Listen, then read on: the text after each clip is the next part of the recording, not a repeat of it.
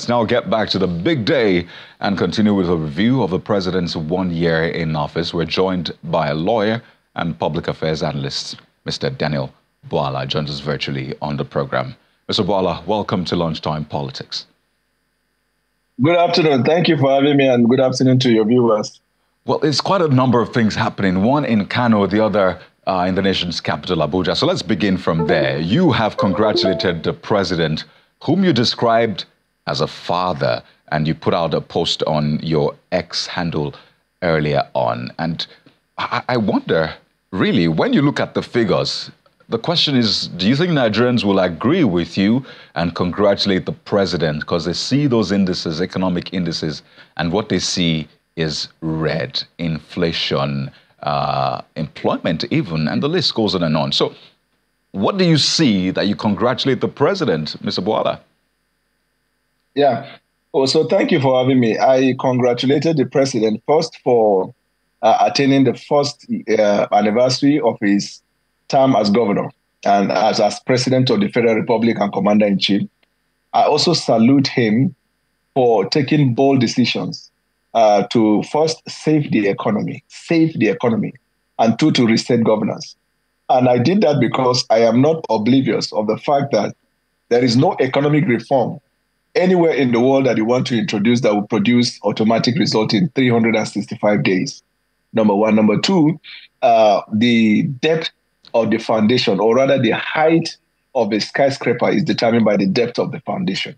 So our duty as Nigerians, especially those of us who have exceptional privilege of either access or understanding, to communicate to the Nigerian people why we are where we are, how we can be patient, and how we can see the future. Because experts and economists have all agreed that although the application of economic models differ, but one thing that we can all agree is that the policy has actually saved the economy from Comatose.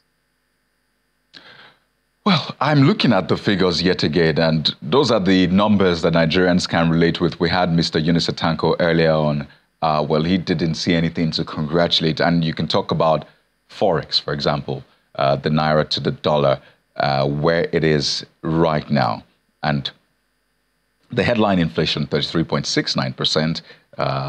Before the president took office, was 22%. Food inflation now 40.53%. Before he took office, was 24%.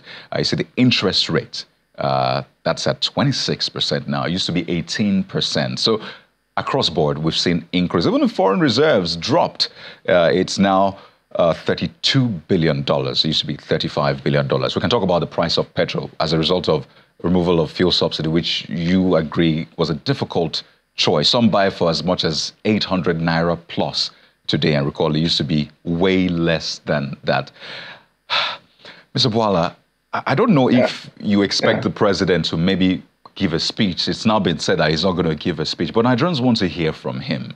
What kind of decision, if he will not say anything, what kind of decision would you expect from him to at least sort of maybe show that he understands what Nigerians are going through and he's taking decisive actions to ameliorate the situation? From when he took the oath of office, I am sure that the president has spoken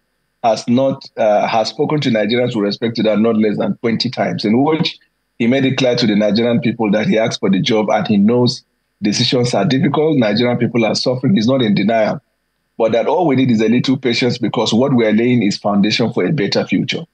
So nobody is actually is in denial of the fact that people are suffering, all right? And number two, anybody who has an understanding of economics and the dynamics of economics know that if you are laying a foundation for a better future, certainly we will see the result within a short time. I think what the president has been communicating and has been doing night and day is taking decisions and measures of government to introduce interventions to be able to take care of to ameliorate the hardship of the people. So, for example, the policy of the decision has created an increased revenue to the state.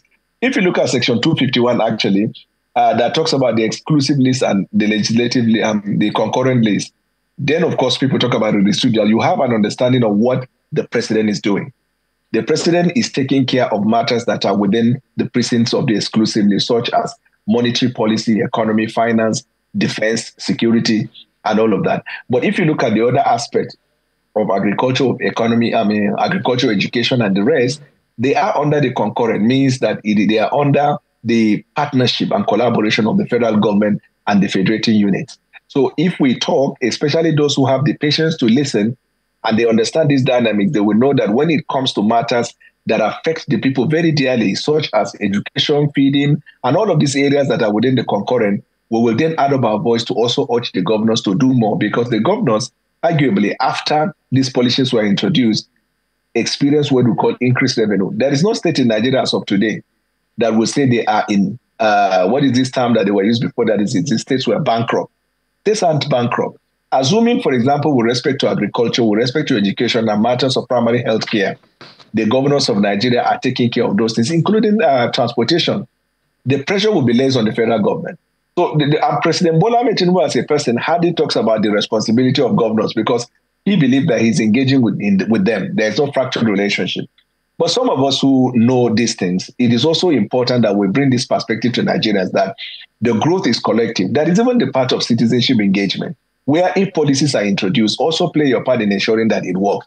All of us are suffering. Even the president is not in comfort as regarding the fact of what is happening, because he also wants to come to a point where the citizens will praise him, will thank him. But you see, where you have an opposition in an administration that also do not want to discuss issues, but they want to leverage on optics and clickbait, they will deny what already themselves say they will do. There's which of the opposition party that never said they were going to remove fuel subsidy, remove the multiple exchange rate, all of these things. If you ask them, for example, assuming you are to be in power and you remove it, is it likely that within the next 5 days or so, Nigeria will be in good economy? They will tell you no. So, and let me say this, Mr. Kayode, it is like the case of a father. You go, there is hunger in the house. You are not able to provide the food enough for your children. When you come back, they don't want to listen to explanation. They want to eat. That's the situation that Nigerian people are experiencing. So that's why we don't want to be on the offensive to say, are you the only person? No, all of us are in it together. It's a decision that is made. Whether you're in US, UK, or any part of the world where you're bringing reform. I just came back from England 2 days ago. Only last week, United Kingdom came out of recession. Do you know what Rishi Sunak was doing throughout this period they were in recession? He was... Oh dear. I see that we momentarily lost connection with Mr. Daniel Bwala. Sometimes it happens with the virtual platforms, but we'll try to reconnect with Mr. Bwala. He was just speaking about the situation in the United Kingdom, sort of comparing it to Nigeria. We understand the UK is going to election soon, but Nigeria won't be doing that up until 3 years' time. But let's bring you yet again a developing story coming from the National Assembly. We understand that the members of the Senate have joined the House, and the Senate President says there will be no address by the President, even though he will be in the chamber shortly. And the President of the Senate also adds that the President will be witnessing the singing of the old national anthem for the first time. And that's as a result of the fact that the President signed the bill to revert to the old national anthem earlier today, this morning, in fact. So that's breaking news coming in. President Bola Tinubu has signed the bill reverting to the old national anthem. So, again, Nigeria has changed its national anthem. The old national anthem was last sung in the late 70s before it was changed to the one we're using now, which we've been singing for over 40 years. So now it looks like Nigeria has come full circle on this one. Stay with Channels Television as we bring you all of the live updates from the National Assembly, where there's a joint sitting now. We understand that the President has since left the villa on his way to the National Assembly. So we're here for you to give you the very live updates. Well, I understand we have Mr. Bwala back. We lost you momentarily there, Mr. Bwala.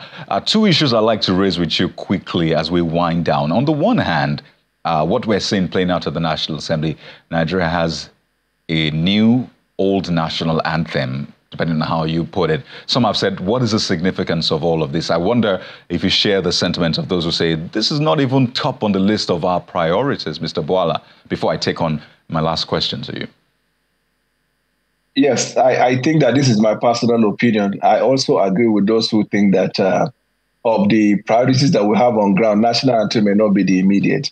If the idea is to change our orientation, there are many ways to begin with. But the National Assembly have all the powers. They may have all the reasons to give as to the reason why they want to go back to the old national anthem. It may be to push the spirit behind the anthem itself. But I agree with those who say that in terms of priority, this isn't the most crucial. And just to be clear, you're still standing on that mandate, because that has been a thing. You're still standing on the mandate of the Bwala Tinubu government. Yeah, I believe in the mandate of President Bwala Tinubu. You know, in Saudi Arabia, when I was with him, he told me, he said, leadership is not just doing what you need to do at a difficult time, but also knowing how to do it at the right time. And this is perfectly what informs the decision of the president to take this decision he has taken. The mandate of the president is to renew the hope of the Nigerian people on this country and bring about the allegiance that the Nigerian people will have to the republic and to the flag when the nation itself is able to bring the deliverables to the Nigerian people. He wants us to go back to the days when the Nigerian people's spirit were up because we had a robust economy, we have industries all over the place. So I believe in the mandate of the president. And I know that it's a matter of, by next year, when he starts his second term, we will begin to see the fruit of some of these decisions that he's taking. Well, Mr. Bwala, we have less than 60 seconds to go. You're a legal practitioner. We're seeing what is playing out in Kano State, conflicting court orders. The CJN has summoned the judges. The NBA is blowing hot as well. What are your thoughts as we wind down? Well, my understanding actually of the situation in Kano is that because it's all part of democratic process, right? It is not like out of the ordinary. But we have an established order. The Attorney General is the chief law officer of the country.